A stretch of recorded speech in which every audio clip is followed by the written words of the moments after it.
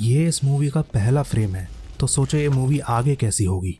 इस मूवी की IMDb rating इस मूवी को बिल्कुल भी जस्टिफाई नहीं करती। लेकिन पहले तो ये सुनो, पिछली मूवी के एंडिंग में मैंने आपसे कुछ सवाल पूछे थे, उसके बाद देन आफ्टर, और जिन लोगों ने उन सवालों के जवाब दिए हैं मैं उन्हें इस मूवी के एंडिंग में शाउट आउट दूंगा। Yes brother, I will give U A shout out brother. ये मूवी है लाइकेंथ्रोप्स के बारे में, और अगर आपको लग रहा है कौन है ये लोग, कहाँ से आते हैं, तो आप बिल्कुल सही जगह पे आए हो, क्योंकि इस मूवी को मैंने ब्रेक डाउन किया है स्टोरी लाइन, इनक्रेडिबल मोमेंट्स और डिस्कशन जैसे सेगमेंट्स में। किसने? मूवी की शुरुआत में हम देखते हैं कि एक लड़की जिसका नाम ग्रे है वो एक जानवर को मारकर खा रही होती है। थोड़ी देर बाद वो अपने सपने से बाहर आ जाती है। ग्रे को एक्चुअली हेलुसिनेशंस आते थे। उसे ऐसा लगता था कि उसकी बॉडी जानवर में ट्रांसफॉर्म हो रही है, और इसके लिए वो मेडिकेशंस भी लेती थी। अगले दिन ग्रे डॉक्टर को विजिट करती है और उससे कहती है कि मेडिकेशंस ना लेने के कारण उसे हेलुसिनेशंस ज़्यादा आ रहे हैं। डॉक्टर उसे एडवाइस देता है कि वो अपनी मेडिकेशंस कंटिन्यू रखे, और उससे कहता है कि ये सब कुछ उसके मन का वहम है। अपनी प्रोफेशनल लाइफ में ग्रे एक पॉप सिंगर होती है, और वो एक अपार्टमेंट में अपनी गर्लफ्रेंड चार्ली के साथ रह रही होती है। चार्ली भी प्रोफेशन से एक पेंटर होती है। डिनर करते हुए चार्ली को बताती है कि उसे अपनी नेक्स्ट एल्बम के लिए एक प्रोड्यूसर मिल गया है। उस प्रोड्यूसर का नाम वॉन होता है। चार्ली वॉन के बारे में थोड़ा रिसर्च करती है और उसे पता चलता है कि वॉन के ऊपर एक मर्डर केस चल रहा था। वो इस बारे में ग्रे को वॉर्न करती है। ग्रे उससे कहती है कि कोर्ट में ये बात प्रूव नहीं हो पाई है, इसलिए हो सकता है ये बात सच ना हो। अगले दिन वो दोनों वॉन के घर जा रहे होते हैं। आपस में बातें करते हुए ग्रे का ध्यान रोड पे से थोड़ी देर के लिए हट जाता है और वो गलती से एक रैबिट को अपनी कार से कुचल देती है। ग्रे इस बात से डिस्टर्ब हो जाती है क्योंकि उसे जानवरों से प्यार था और वो रियल लाइफ में वीगन यानी वेजिटेरियन होती है। अब वो दोनों वहाँ से चली जाती हैं और थोड़ी देर बाद वॉन के घर पहुँच जाती हैं, जहाँ उनकी मुलाकात वॉन की मेड वेरा से होती है। वॉन उनसे थोड़ी देर बाद मिलता है और कहता है कि आज रात से वो ग्रे के अगले एल्बम के सॉन्ग्स रिकॉर्ड करना शुरू करेंगे। लेकिन जिस तरह से वॉन उन दोनों से बात कर रहा था वो थोड़ा अजीब था। रिकॉर्डिंग शुरू करने से पहले वॉन ग्रे को उसके बारे में पूछता है और वो उसे बताती है कि उसके पेरेंट्स काफ़ी टाइम पहले ही गुजर गए थे और उसने अपना बचपन ऑर्फनेज में गुजारा है। हम देखते हैं कि रिकॉर्डिंग करते हुए ग्रे थोड़ा सा स्ट्रगल कर रही थी। वो वॉन से कहती है कि जब से वो इस घर में आई है उसे कुछ अजीब सा महसूस हो रहा है। वॉन उसे ब्रेक लेने के लिए कहता है और उसे घर के बाहर ले जाता है। बाहर जाकर वो ग्रे को अपना पूरा जोर लगाकर दौड़ने को कहता है और उसे तब तक नहीं रुकना है जब तक वो अगला कदम ना बढ़ा सके। ग्रे दौड़ने लगती है और काफ़ी दूर आकर रुक जाती है। अचानक से वो देखती है कि वॉन उसके पास ही खड़ा है। वो उसे देखकर डर जाती है और उससे पूछती है कि वो इतनी जल्दी यहाँ कैसे पहुँच गया। वॉन उसकी बात का जवाब नहीं देता और उसे वापस घर के अंदर आने को कहता है। वो दोनों रात को सॉन्ग्स रिकॉर्ड करने की कोशिश करते हैं, लेकिन ग्रे अभी भी स्ट्रगल कर रही थी। वॉन उसे रिकॉर्डिंग ख़त्म करने के लिए बार बार पुश करता है। थोड़ी देर बाद चार्ली वहाँ पे आ जाती है और उसे कहती है कि शायद वो थक गई होगी और उसे रेस्ट करने की ज़रूरत है, जिस पे वॉन चार्ली से बहस करने लगता है। अचानक से ग्रे को हेलुसिनेशंस आने लगते हैं और वो स्टूडियो से चली जाती है। वॉन चार्ली को वॉर्न करता है और उससे कहता है कि दोबारा उसके काम में कभी उसको डिस्टर्ब ना करे। थोड़ी देर बाद हम देखते हैं कि ग्रे उस घर में घूम रही होती है और उसे वॉल पे एक औरत की पेंटिंग दिखाई देती है। वो वॉन से उसके बारे में पूछती है। वॉन उसे बताता है कि ये पेंटिंग उसकी वाइफ की है। उसकी वाइफ भी एक सिंगर थी, लेकिन अब वो इस दुनिया में नहीं है।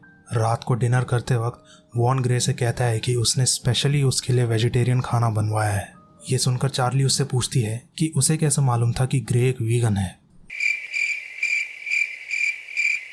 ये फंस गया। वॉन उसे कहता है कि ये बात उसे ग्रे के मैनेजर ने बताया था। चार्ली को वॉन पे शक होने लगता है कि वो मर्डर वाली बात शायद सच भी हो सकती है, लेकिन वॉन उन्हें बताता है कि उसकी वाइफ ने खुद को गोली मारकर सुसाइड कर लिया था और उस पर लगाए गए सारे इल्ज़ाम झूठे हैं। चार्ली को ये जगह कुछ ठीक नहीं लग रही थी और इसलिए वो ग्रे को यहाँ से चलने के लिए कहती है। ग्रे उससे कहती है कि उसके लिए ये एल्बम करना बहुत ज़रूरी है, इसलिए वो यहाँ से नहीं जा सकती।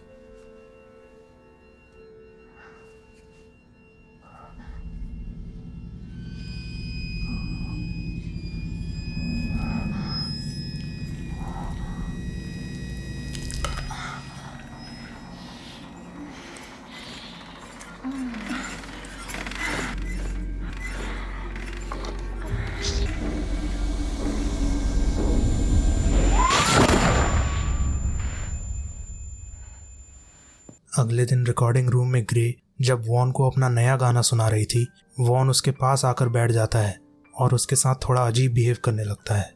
ये प्रोड्यूसर पहले से ही अपनी हरकतों की वजह से मुझे बहुत ही कांडी नजर आ रहा था और इसका सबूत भी इसने अभी अभी दिया है, लेकिन ग्रे इस बात को इग्नोर कर देती है। रिकॉर्डिंग प्रोसेस के दौरान ग्रे को फिर से हेलुसिनेशंस आने लगते हैं। वो अपनी मेडिकेशंस ले रही होती है। इतने में ही वॉन उससे आकर पूछता है कि ये मेडिकेशंस वो किस लिए ले रही थी। ग्रे उसे ये बात नहीं बताना चाह रही थी, लेकिन वॉन के उकसाने पर वो उसे बता देती है कि उसे ऐसा लगता है कि उसकी बॉडी एक जानवर में बदल रही है। वॉन बहला फुसला कर ग्रे से उसकी मेडिसिन ले लेता है और कहता है कि उसे इसकी ज़रूरत नहीं है और ये सारी बातें बस उसके मन का वहम है। अपने रूम में जाने के बाद चार्ली ग्रे को बताती है कि उसे उसकी मेडिसिन डस्टबिन में पड़ी हुई मिली थी। ग्रे चार्ली से कहती है कि अब उन मेडिसिन की उसको ज़रूरत नहीं है। चार्ली उससे पूछती है कि डिनर के लिए कब जाना है। ग्रे उसे बताती है कि वॉन ने उसे डिनर के लिए आज अकेले ही इनवाइट किया है और वॉन की मेड उसके लिए डिनर रूम में ले आएगी। वॉन ग्रे को एक रेड ड्रेस भिजवाता है और कहता है कि वो उसे पहनकर डिनर के लिए आए। डिनर करते वक्त जब ग्रे वॉन की प्लेट में मीट देखती है, उसे फिर से हेलुसिनेशंस आने लगते हैं। वॉन ये बात नोटिस करता है और उसे कहता है कि वो मीट का एक पीस ट्राई करे। वो ग्रे से कहता है कि वो ये बात किसी को नहीं बताएगा। अगले सीन में हम देखते हैं कि वॉन की मेड चार्ली के लिए डिनर लेकर आती है और जैसे ही वो जाने वाली होती है, वो चार्ली को अजीब तरीके से घूरने लगती है।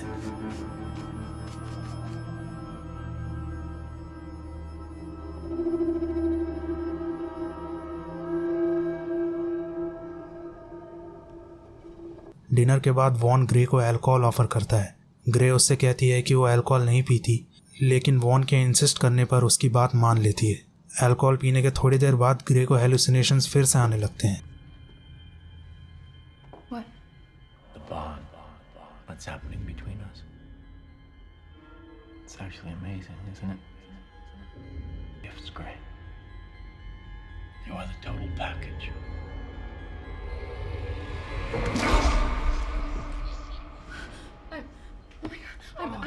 ग्रे उससे माफ़ी मांगती है, पर वॉन उससे कहता है कि ऐसा करने की उसे कोई ज़रूरत नहीं। आगे हम देखते हैं कि उस रात ग्रे सही से सो नहीं पा रही थी। थोड़ी देर बाद वो अपने रूम से बाहर आती है और फ्रिज में से मीट के प्लेट में रखा हुआ खून पीने लगती है। अगली रात को वॉन डिनर कर रहा होता है। एक तो यार ये खाते बहुत हैं, जाता कहाँ है इतना। उसकी मेड प्लेट्स उठाने लगती है तो वॉन उसे कहता है कि उसे अभी भी भूख लग रही है। फिर हम देखते हैं कि उसकी मेड अपनी कार में कहीं जा रही होती है। तभी उसे एक लड़की दिखाई देती है। वो उसे लिफ्ट देने के बहाने अपनी गाड़ी में बिठा लेती है और एक जगह आकर कहती है, Change of plans. Run.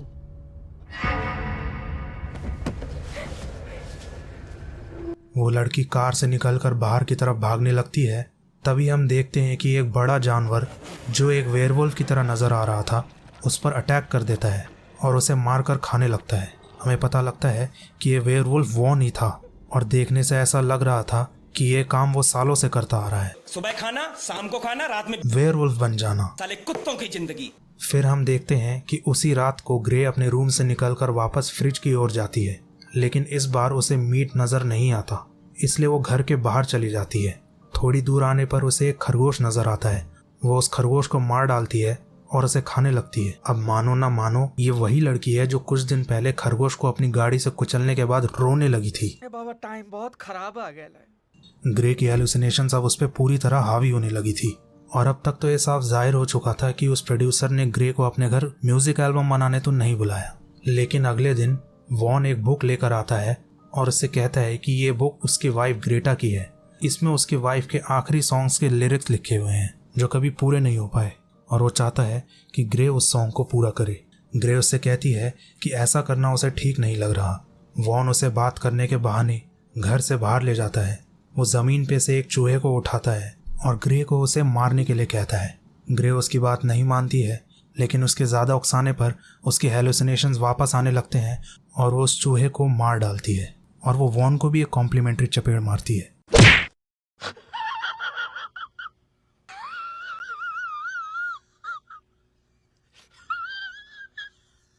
वो दोनों जब वापस आ रहे होते हैं, चार्ली उन्हें देख लेती है। वो वॉन को ग्रे से दूर रहने को बोलती है। वॉन उसे नीचा दिखाने की कोशिश करता है और कहता है कि वो उसके साथ सिर्फ इसलिए है क्योंकि वो फेमस है और वो उनके बीच में दरार डालने में कामयाब हो जाता है। चार्ली ग्रे को इस घर से चलने के लिए कहती है, लेकिन ग्रे उससे कहती है कि उसे बस एक आखिरी सॉन्ग पूरा करना है और फिर वो यहाँ से चली जाएगी। इस बात पे ग्रे और चार्ली की बहस होने लगती है और ग्रे अपना आपा खोकर चार्ली पे अटैक कर देती है।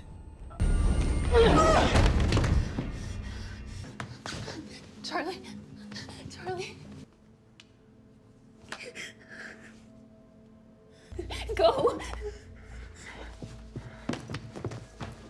चार्ली अपना सामान गाड़ी में रखती है और वहां से चली जाती है।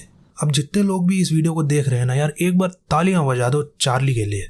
बहुत ही समझदारी का काम किया इसने, क्योंकि प्यारी समझ गई थी कि WWE देखने के लिए रिंग में उतरना जरूरी नहीं है, दूर से भी देखा जा सकता है। शाम को ग्रे वॉन से कहती है कि वो ग्रेटा का सॉन्ग तभी पूरा करेगी जब उसे वो ग्रेटा की मौत का सच बताएगा। वॉन उसे बताता है कि ग्रेटा को उसी ने मारा था। वो उसे बताता है कि उन दोनों की एक बेटी भी थी, लेकिन ग्रेटा ने वॉन को झूठ बोला कि वो मर चुकी है और उसे बहाने से कहीं और भेज दिया ताकि वो बड़ी होकर वॉन जैसी ना बन जाए। और जब वॉन ने टीवी पे ग्रे को देखा तो उसे रियलाइज हुआ कि उसकी बेटी की शक्ल बिल्कुल इससे मिलती जुलती है और इसलिए वॉन ने उसे अपने घर बुलाया। अब चार्ली को भी ग्रे की चिंता होने लगती है, पर वो फ़ोन रिसीव नहीं करती तो उसे लगता है कि ग्रे शायद किसी मुसीबत में होगी और वो वापस उसी घर की तरफ जाने लगती है। ग्रेटा का आखिरी सॉन्ग पूरा करने के बाद ग्रे वॉन से कहती है कि अब वो यहाँ से चली जाएगी। वॉन उसे कहता है कि वो यहाँ से नहीं जा सकती, लेकिन वो उसकी बात नहीं सुनती है और इस घर से चली जाती है।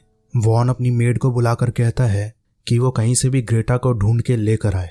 थोड़ी देर बाद हम देखते हैं कि वो मेड ग्रेटा को वापस उसी घर में ले आती है। गजब टूबीबाज आदमी हो, करते कैसे हो ये सब? वॉन ग्रे को रिकॉर्डिंग रूम में बंद कर देता है और हम देखते हैं कि ग्रेटा की बॉडी अब पूरी तरह वेयरवुल्फ में बदलने लगी है।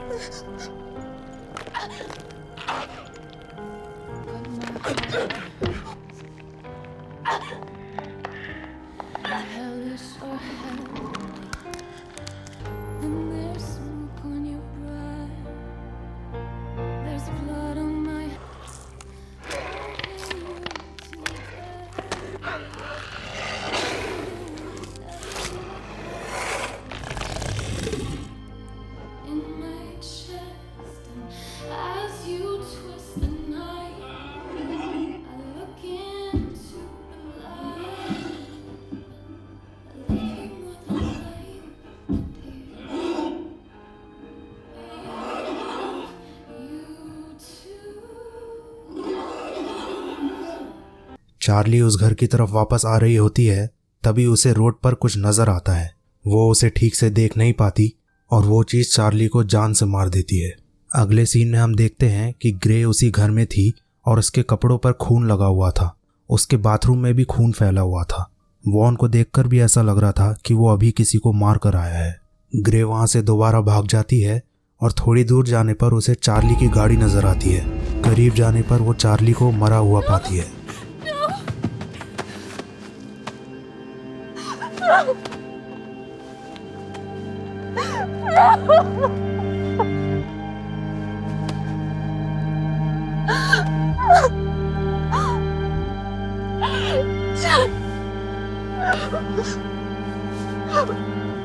तभी वहां पे वो मेड आ जाती है और ग्रे को मारने की कोशिश करती है, लेकिन ग्रे उस मेड को गाड़ी से कुचल देती है और अब वो वॉन को मारने के लिए उसके घर जाती है। वो ड्राइंग रूम से वही गन निकाल लेती है जिससे वॉन ने ग्रेटा को मारा था। ग्रे वॉन से पूछती है कि उसने चार्ली को क्यों मारा, जिस पर वॉन उससे कहता है कि चार्ली को उसने नहीं, ग्रे ने ही मारा है, क्योंकि वो वेयरवुल्फ में बदल गई थी, इसीलिए उसको ये बात याद नहीं है। ग्रे ये बात सुनकर अपने आप को मारने की कोशिश करती है। वॉन उसे समझाता है कि लाइकनथ्रोप्स यानी वेयरवुल्व्स का नेचर ही दूसरों को मारना होता है, लेकिन ये प्रोड्यूसर भी कोई कम टोपीबाज आदमी नहीं है। पहले तो इसने ग्रे की दवाइयां छीन ली, फिर चार्ली को इससे दूर कर दिया और फिर चार्ली के खून का इल्जाम भी इस पे लगा दिया।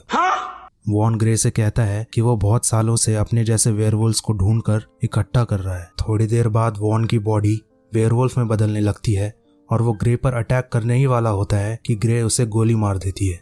वो उस घर से चली आती है और अगले सीन में हम देखते हैं कि वो उसी डॉक्टर से बात कर रही है जिसे हमने शुरू में देखा था। वो उस डॉक्टर को अपनी पूरी कहानी सुनाती है, लेकिन डॉक्टर को उसकी बातों पर यकीन नहीं आता। डॉक्टर उससे पूछता है क्या उसे अभी भी हेलुसिनेशंस आते हैं। उस पे उसका जवाब नहीं होता है। और फिर I can't feel my heartbeat as my blood run cold. There's a bittersweet melody, and it's raising a hell in me. From the major to the minor key, running through my bones. And now all I hear is static noise. The past about to give me paranoid.